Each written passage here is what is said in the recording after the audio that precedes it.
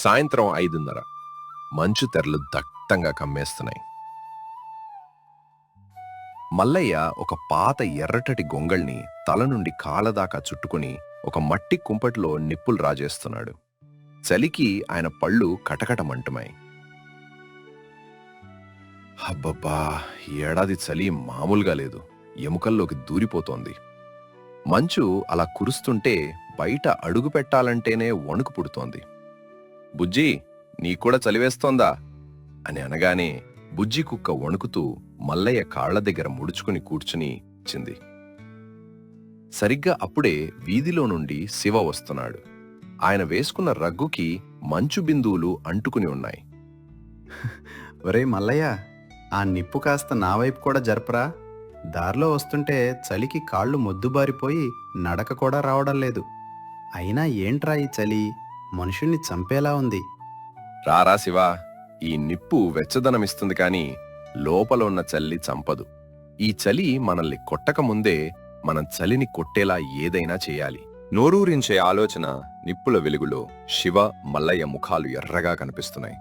ఇద్దరూ చేతులు కాచుకుంటూ మాట్లాడుకుంటున్నారు. అవునరా, ఈ సమయంలో వేడివేడిగా ఏదైనా కారంగా తింటే బాగుంటుంది. కనకమ్మ వదిన ఏమైనా బజ్జీలు వేస్తుందేమో అడుగు. బజ్జీలా? ఈ చలికి బజ్జీలు సరిపోవు శివ. నా మనసులో ఒక అద్భుతమైన ఆలోచన ఉంది. వేడివేడి రాగి సంకటి ముద్ద, అందులోకి ఘాటైన మసాలా దట్టించిన నాటు కోడి పులుసు. ఆ పులుసు తింటుంటే చెమటలు పట్టాలి, చెవుల్లోంచి పొగలు రావాలి. అప్పుడు చూడు ఈ చలి ఎక్కడికి పారిపోతుందో. ఓరి నీ ఆశలు మాడా, ఆ పేరు వింటేనే కడుపులో గంటలు మోగుతున్నాయిరా. కానీ ఇప్పుడు నాటుకోడి ఎక్కడ దొరుకుతుంది? బయట చూస్తే అడుగు దూరంలో ఉన్న మనిషి కూడా కనిపించనంత మంచు. పెరట్లోకి వెళ్ళి చూడు, మన ఎర్ర పుంజు ఎలా గంతులు వేస్తోందో. దాన్ని ఈరోజు వదిలే ప్రసక్తే లేదు అని అంటాడు. అలా మెల్లిగా శివ ఇద్దరూ నెమ్మదిగా వంటింట్లోకి వెళ్లారు. కనకమ్మ, చూడు, మన శివ వచ్చాడు. చలికి పాపం మణికిపోతున్నాడు. ఏదైనా వేడిగా వండి పెడితే పుణ్యం ఉంటుంది.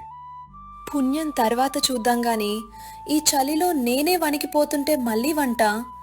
చల్లటి నీళ్ళలో చెయ్యి పెట్టాలంటేనే భయం వేస్తోంది. ఏదైనా సద్ది అన్నం ఉంటే తినండి.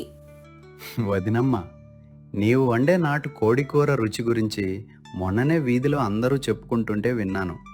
ఆ రాగి సంగటి ముద్దని నీవు చేత్తో అలా చుట్టి ఇస్తుంటే అది స్వర్గం వదినమ్మా. సరేలేండి, పొగడ్తలు ఆపండి.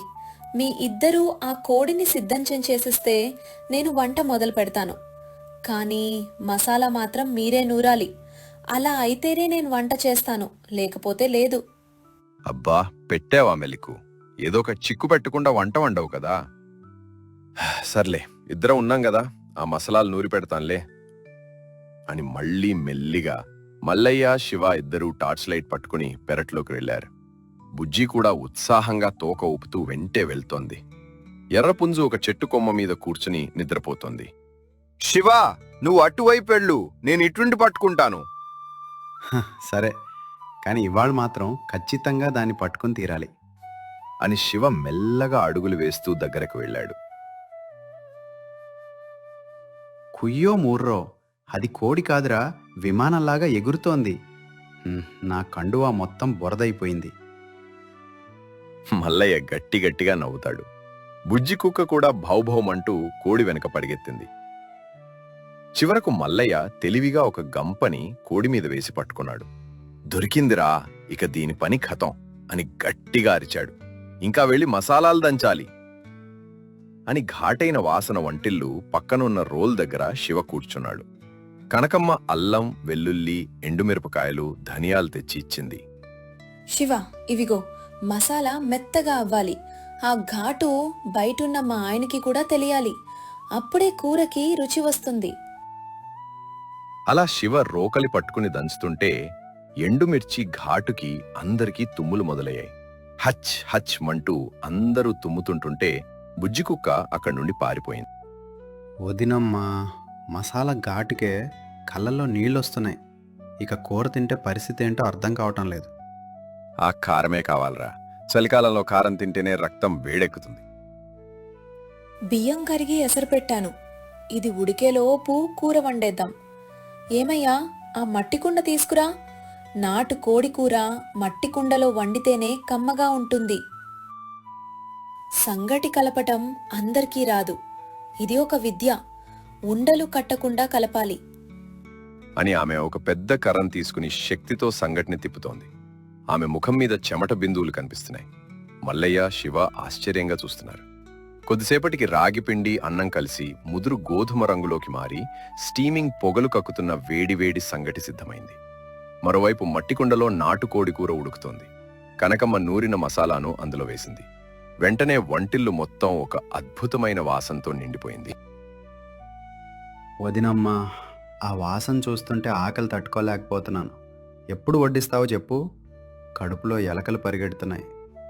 ఆగండి, కోడి మాంసం ఉడకడానికి సమయం పడుతుంది. నాటుకోడి కదా, కొంచెం గట్టిగా ఉంటుంది. చివరగా కొంచెం కొత్తిమీర చల్లితే అయిపోయినట్టే. అలా ఎర్రటి పులుసు పైన నూనె తేలుతూ మసాలా గుమగుమలతో నాటుకోడి కూడా సిద్ధమైంది. బయట మంచు వర్షంలా కురుస్తోంది, కానీ లోపల మాత్రం వెచ్చగా ఉంది. నిజం మల్లయ్య, ఈ ముక్కను కొరుకుతుంటే నాటుకోడి రుచి ఏంటో తెలుస్తోంది. కనకమ్మ వదిన, నీవు సామాన్యురాలివి కాదు.